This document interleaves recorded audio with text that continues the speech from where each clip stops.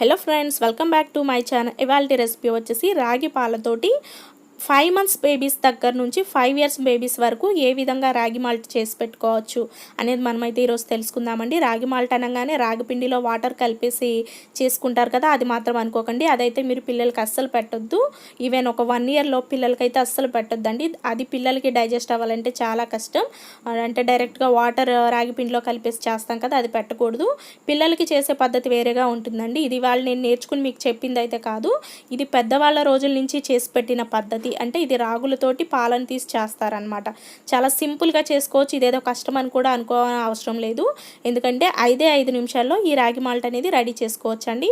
ఈ రాగి మాల్ట్ మనం పిల్లలకి పెట్టడం వల్ల వాళ్ళ శరీర గ్రోత్కి కావాల్సినటువంటి అన్ని పోషకాలు ఇందులో పుష్కలంగా ఉంటాయి. అంటే కావలసిన ఎముకలకు కావాల్సినటువంటి కాల్షియం కానివ్వండి, ఐరన్, అట్లాగే ఫైబర్ మొత్తం అన్నీ ఉంటాయన్నమాట.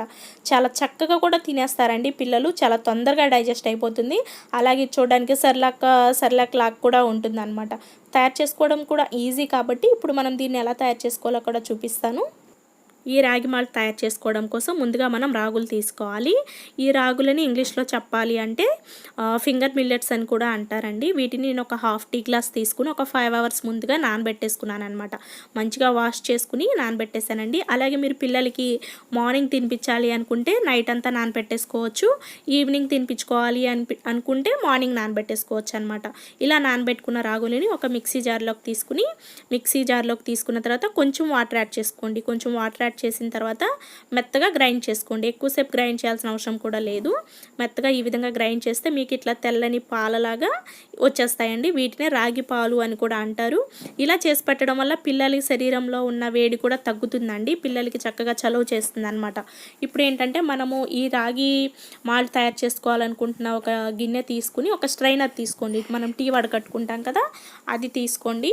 తీసుకున్న తర్వాత మనము గ్రైండ్ చేసుకున్నటువంటి రాగి పాలని ఇట్లా వడకట్టుకోవాలన్నమాట. వడకట్టుకోవడం వల్ల ఈ పొట్టు లాంటిది ఏదైతే ఉంటుందో అది సపరేట్ అవుతుందండి.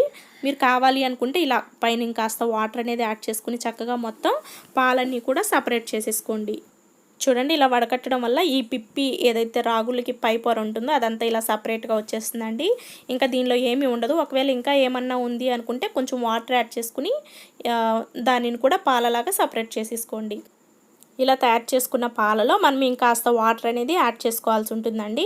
అంటే ఈ పాల కన్సిస్టెన్సీ అనేది పల్చని మజ్జిగలాగా ఉండాలన్నమాట. చిక్కగా ఉంటే మీకు రాగి మాల్ట్ అనేది గట్టిగా ఉండలాగా వస్తుందన్నమాట. కాబట్టి అలా కాకుండా పల్చని మజ్జిగలాగా ఇంకాస్త వాటర్ అనేది యాడ్ చేసుకునే విధంగా రెడీ చేసుకోండి.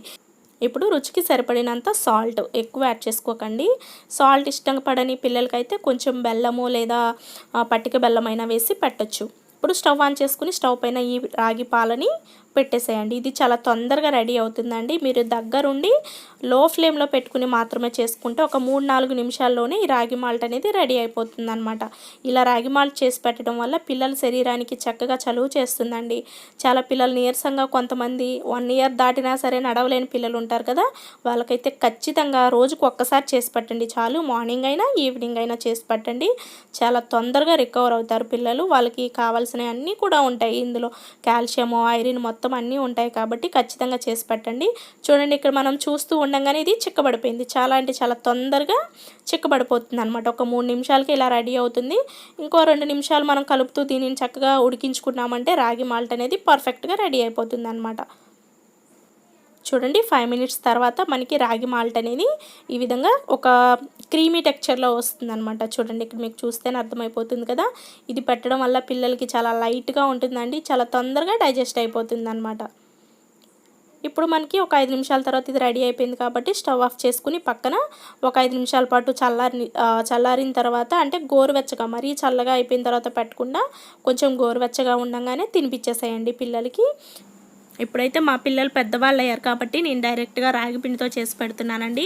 కానీ వాళ్ళకి 5 years వరకు కూడా నేను ఇట్లా రాగులని నైట్ అంతా నానబెట్టుకుని మార్నింగ్ చేసి పెట్టేదాన్ని.